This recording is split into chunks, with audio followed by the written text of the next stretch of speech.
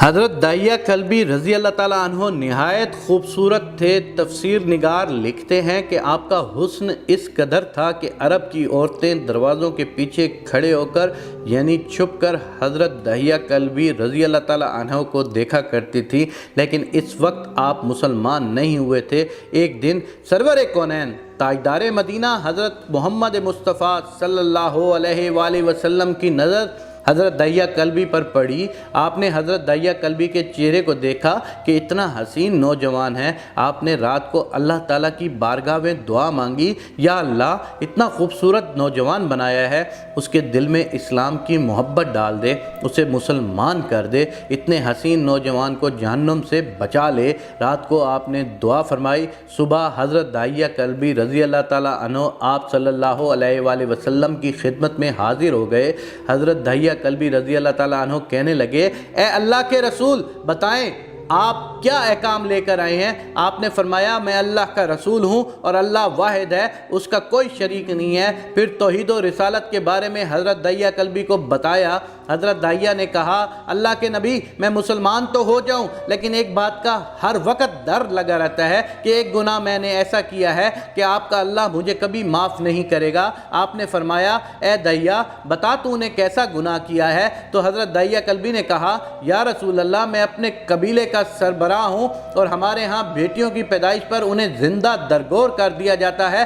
میں کیونکہ قبیلے کا سربراہ ہوں اس لیے میں نے 70 گھروں کی بیٹیوں کو زندہ دفن کیا۔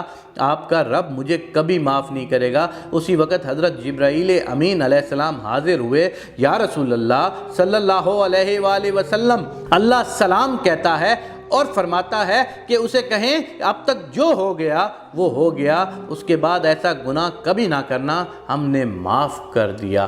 حضرت داہیہ آپ کی زبان سے یہ بات سن کر رونے لگے۔ آپ نے فرمایا، داہیہ اب کیا ہوا، کیوں روتے ہو؟ حضرت داہیہ کلبی کہنے لگے، یا رسول اللہ میرا ایک گناہ اور بھی ہے جسے آپ کا رب کبھی معاف نہیں کرے گا۔ آپ نے فرمایا، داہیہ کیسا گناہ بتاؤ؟ حضرت داہیہ کلب فرمانے لگے، یا رسول اللہ میری بیوی حاملہ تھی اور مجھے کسی کام کی غرض سے دوسرے ملک جانا تھا۔ میں نے جاتے ہوئے بیوی کو کہا کہ اگر بیٹا ہوا تو اس کی پرورش کرنا، اگر بیٹی ہوئی تو اسے زندہ دفن کر دینا۔ داہیہ روتے جا رہے تھے اور واقعہ سناتے جا رہے تھے۔ میں واپس بہت عرصے بعد گھر آیا تو میں نے دروازے پر دستک دی۔ اتنے میں ایک چھوٹی سی بچی نے دروازہ کھولا اور پوچھا، کون؟ میں نے کہا، تم کون ہو؟ تو وہ بچی بولی، میں اس گھر کے مالک کی بیٹی ہوں۔ آپ کون ہیں؟ داہیہ فرمانے لگے، یا رسول اللہ صلی اللہ علیہ وآلہ وسلم میرے منہ سے نکل گیا، اگر تم بیٹی ہو اس گھر کے مالک کی تو میں مالک ہوں اس گھر کا۔ یا رسول اللہ میرے منہ سے یہ بات نکلنے کی دیر تھی کہ چھوٹی سی اس بچی نے میری ٹانگوں سے مجھے پکڑ لیا اور بولنے لگی، بابا بابا بابا آپ کہاں چلے گئے تھے؟ بابا میں کتنے دن سے آپ کا انتظار کر رہی ہوں۔ حضرت داہیہ کلبی روتے جا رہے تھے اور فرماتے ہیں، اے اللہ کے نبی میں نے بیٹی کو دھکا دیا اور جا کر بیوی سے پوچھا یہ بچی کون ہے؟ بیوی رونے لگ گئی اور کہنے لگی، داہیہ یہ تمہاری بیٹی ہے۔ یا رسول اللہ مجھے ذرا ترس نہ آیا، میں نے سوچا میں قبیلے کا سردار ہوں، اگر اپنی بیٹی کو دفن نہ کیا تو لوگ کہیں گے ہماری بیٹیوں کو دفن کرتا رہا اور اپنی بیٹی سے پیار کرتا ہے۔ حضرت داہیہ کی آنکھوں سے اشک زور و قطار نکلنے لگے۔ یا رسول اللہ وہ بچی بہت خوبصورت بہت حسین تھی، میرا دل کر رہا تھا اسے سینے سے لگا لوں، پھر سوچتا تھا کہیں لوگ بعد میں یہ باتیں نہ کریں کہ اپنی بیٹی کی باری آئی تو اسے زندہ دفن کیوں نہیں کیا۔ میں گھر سے بیٹی کو تیار کروا کر نکلا تو بیوی نے میرے پاؤں پکڑ لیے، داہیہ نہ مارنا اسے، داہیہ یہ تمہاری بیٹی ہے، ماں تو آخر ماں ہوتی ہے۔ میں نے بیوی کو پیچھے دھکا دیا اور بچی کو لے کر چل پڑا۔ رستے میں میری بیٹی نے کہا، بابا مجھے نانی کے گھر لے کر جا رہے ہو نا؟ بابا کیا مجھے کھلونے لے کر دینے جا رہے ہو نا؟ بابا ہم کہاں جا رہے ہیں؟ داہیہ کلبی روتے جاتے ہیں اور واقعات سناتے جا رہے ہیں، یا رسول اللہ میں بچی کے سوالوں کا جواب ہی نہیں دیتا تھا۔ وہ پوچھتی جا رہی تھی، بابا کدھر چلے گئے تھے؟ کبھی میرا منہ چومتی، کبھی بازو، کبھی گردن کے گرد دے دیتی، لیکن میں کچھ نہیں بولتا۔ ایک مقام پر جا کر میں نے اسے بٹھا دیا اور خود اس کی قبر کھودنے لگا۔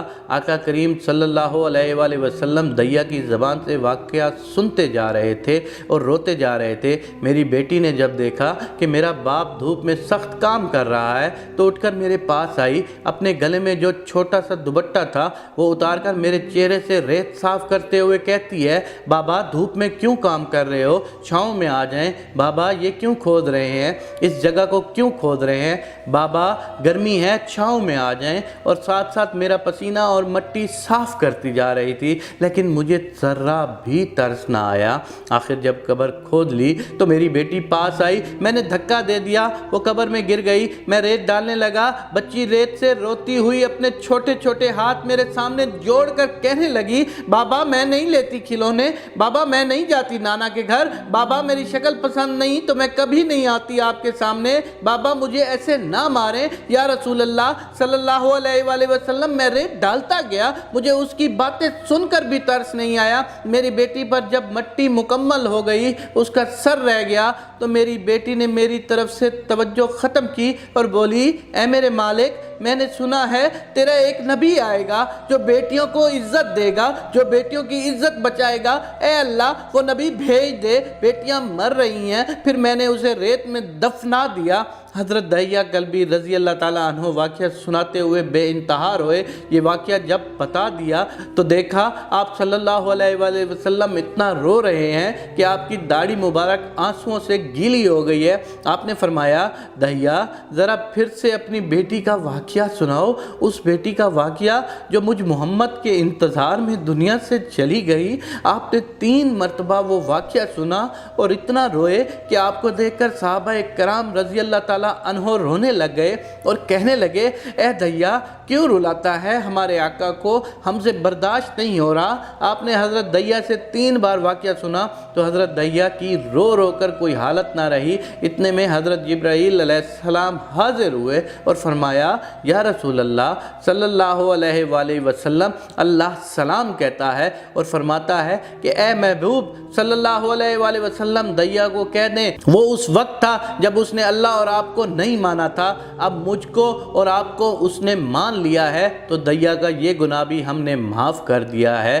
اس کے بعد آپ صلی اللہ علیہ وآلہ وسلم نے فرمایا، جس نے 2 بیٹیوں کی کفالت کی، انہیں بڑا کیا، ان کے فرائض ادا کیے، وہ قیامت کے دن میرے ساتھ اس طرح ہوگا جس طرح شہادت کی اور 7 والی انگلی آپس میں ہوتی ہیں۔ جس نے 2 بیٹیوں کی پرورش کی اس کی یہ اہمیت ہے تو جس نے 3 یا 4 یا 5 بیٹیوں کی پرورش کی اس کی کیا اہمیت ہوگی۔ بیٹیوں کی پیدائش پر گھبرایا نہ کریں، انہیں والدین پر بڑا مان ہوتا ہے اور یہ بیٹیاں اللہ کی خاص رحمت ہوتی ہیں۔